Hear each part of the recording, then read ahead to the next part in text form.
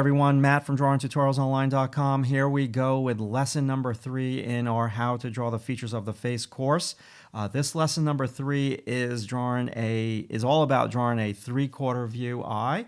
Now, again, this is not about drawing an exact likeness. This 3/4 view eye, I want to share with you how I see the form. Now, again, I'm going to repeat myself, and I won't repeat myself after this. I really encourage that you download the photo, zoom into the photo so you can see what I see. Because when you look at the photo very small on your monitor within the video, you don't really see all the details that I see. And I think this drawing is really going to help you in terms of how you look at the eye in terms of a ball in the socket. Let's get started. Lesson 3 now. Let's get started with lesson number 3. And we're going to start first with the angles of her eyebrow. That kind of starts the package of that eye socket area. It's the top of where I consider the eye starts, the eyebrow. Okay, that's your frame, and that creates the compartment for you to start measuring. Okay, so I'm looking at the distance now from the bottom of her eyebrow to where her upper eyelid starts. Now I'm getting the inside of her eye. I'm looking at the thickness of her upper eyelid, that little tear duct area. I'm looking at that shape, and now I just kind of wrap around the sphere of the eyeball with the lower eyelid. Now the upper eyelid wraps around. Now when you zoom into this photo, you could really see the underplane of the upper eyelid. So right now what I'm trying to do is I'm trying to draw the darkness of the lashes on the edge, the surface plane shift of the upper eyelid. Now trying to draw the iris. The way that I'm trying to draw the iris is by looking at the shapes of the whites of her eye, the left side and the right side. Let's separate the white of the eye from the tear duct. Again, I'm not trying to get perfect proportions, because if I did, I'd be going much, much slower, and this video is sped up by 20%. I'm just trying to really promote the surface planes, the curviness of these eyelids, the simplicity of looking at the white of the eye versus the iris, trying to tilt the eye. She's looking up. Just a little bit more clarity. This is just a pure line drawing of this eye. Now let's get that skinny little top plane of the lower eyelid. It must curve around. Don't make anything straight. Everything is curvy. Shade the underplane of the upper eyelid. Okay, we can adjust the tear duct now. It's a little too big. Curve around. Now, technically, the line on the top plane of the lower eyelid should be lighter because it's a top plane. Now, let's just very loosely draw the ball of the eye, the sphere of the eye, wrap around the lower eyelid. And now, do you see how that looks like a ball? That's how you have to think about the eye. Now, the way we map out the socket is with the shadow shapes, which we will get to momentarily. But right now, just being very linear, curved form lines around that lower eyelid, curved form lines around the upper eyelid. Love it. Very three-dimensional, form-driven, kind of 3/4 looking up eye. Now, I've exaggerated the looking up part a little bit more, but I gotta say, this was so much fun to draw. Now, those lashes are gonna cast a shadow on the white of the eye. Do you see that? And get that tilt of the pupil. It is looking up. Now, this is just, I drew the iris a little too wide. It should be skinnier, but I'm okay with that. Just remember, you don't want to draw that eye a perfect circle. It's looking a little too perfect circle for me, but we're going to kind of just get past that. Now we're back to shape. So I'm going to call that the torso peanut shape. of skin on the side there. It's feel it on your eye socket. It's your bony eye socket making that portion of the skin feel light. Now we just drew that shadow shape with continuous line, shade it in. Shade it in. That is the eyeball, the sphere of the eye, cast in a shadow on the side plane of the eye socket, and the light is coming from up above, so the eye socket is primarily in shadow underneath the eyebrow towards the left side. Shadow shapes versus light shapes. This is a spectacular eye for you to practice, and I really encourage you that you download the photo of this eye and practice drawing the shadow shapes versus the light shapes and thinking of the eye as a ball.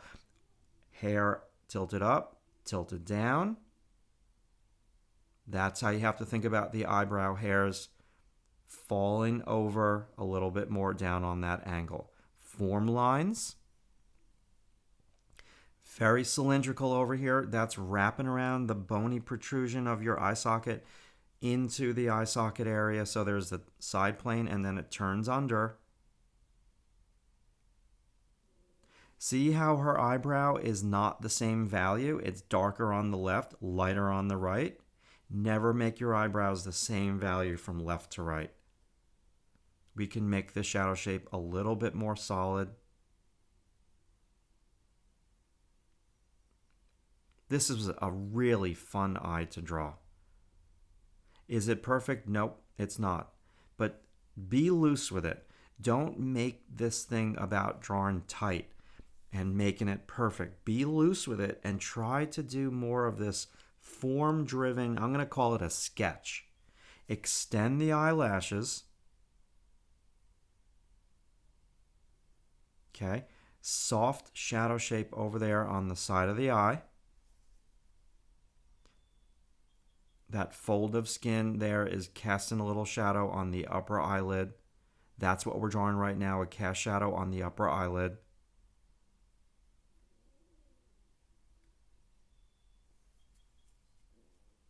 Let's make things a little bit more solid over there, a little bit more detailed out. Solid shape, just using a simple diagonal pencil stroke. There's lots of different pencil strokes in this drawing, and that's what you want to try to incorporate in your drawing because it's going to just really promote the form. A little darker over here because where the eyelid is touching the skin, it is really in the shadow over there. Form lines. Let's throw in a couple of lashes. The lashes on the lower eyelid are always going to be less than the upper eyelid. And now let's just tilt that pupil to really make it a bit more exaggerated, like she's looking up. I'm not going to concern myself with the highlight.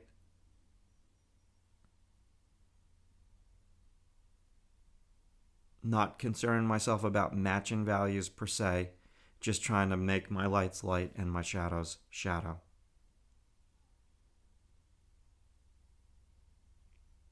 Just some form lines on that top plane of the lower eyelid. Curve around. So that lower eyelid is very red and it's very middle tone, light middle tone.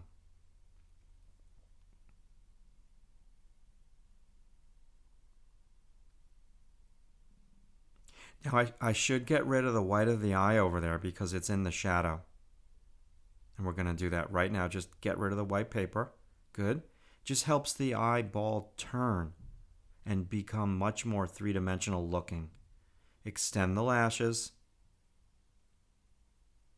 Excellent. Now, normally I don't like to do individual lashes like that. I like to think about the lashes as a grouping. But for this drawing, that's fine. I'm just trying to show you how to kind of create that grouping. Let's make that tear duct a little bit darker. And we can make that cast shadow now on the iris from the upper eyelid. And let's just go a value darker with the eyebrow.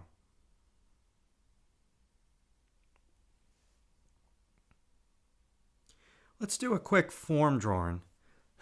Excuse me. thinking of the eye as the ball, the lashes, upper lashes, should be drawn with two angles, but the angles are curved. Shadow side of the sphere of the eye. Accent where that eyelid touches the skin. Lower eyelid should be lighter. Curve around. Think of that as a torso peanut shape right there. Curve that around. Cast shadow.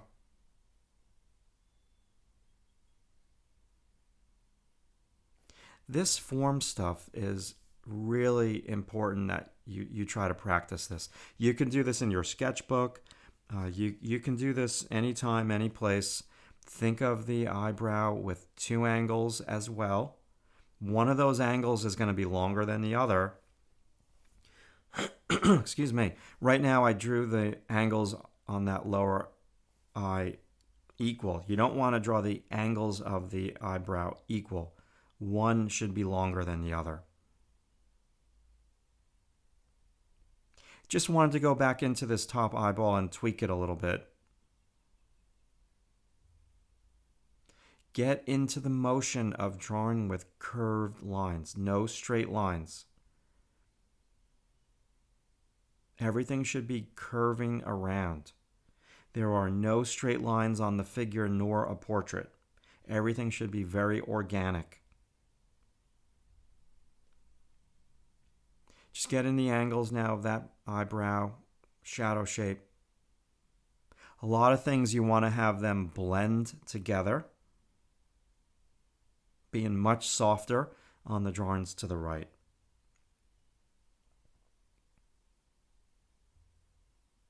Good. Eyebrows, they're only going to be round when somebody's eyes are wide open and surprised or laughing, but normally they're going to be angled. It's usually in a surprise where someone's eyes are wide open that the eyebrows are going to be round. Use curved strokes as much as you can. Be very loose with these drawings. The looser, the better. These are just to try to help you to understand the form of the eye. We have a drawing coming up in this course where I render the eye a little bit and the nose and the lips as well. So you'll see that, but this is about looser. Curve that upper eyelid. Think of where that upper eyelid touches the skin as being the accent on the modeling factors. Thanks for watching. Hey, thank you so much for watching that video on how to draw the eye in a loose, structured way. If you'd like, you can head on over to the blog. The link is right below the video, and you can download the photo and do your own loose version, the structured version of that particular model's eye. It's a really good photo to work from. That model is a model that I draw with all the time in the classroom. Speaking of the classroom, if you check out also the other links below the video. I offer a lot of different educational services for artists. I have the main membership site. I also offer classes at the Metropolitan Museum of Art, coaching, but I have a class coming up the next 2 weekends. I don't offer a lot of these classes. If you click on the link, MatthewRchambeau.com/classes, it will bring you to this webpage. And you can read a little bit more about the classes. The classes are so much fun because they're small group classes. You can sign up right here, and I've got a class coming up on July 20th. I also have a figure drawing class on July 20th, and I also have one coming up this particular Saturday, July 13th, on composition. If this interests you and you have any questions, email me. You can click on contact right here on this website, and I'd be more than happy to answer any of your questions regarding the membership site, the classes, or the coaching. Again, I like to offer educational services in many, many different varieties. So I won't overtalk it. Thanks for watching. If you're interested in learning from me one-on-one with the coaching or in a small group setting or just kind of in the luxury of your own home through the membership site, check out what I have to offer. I think you'll definitely improve. All right, talk to you soon. Be good.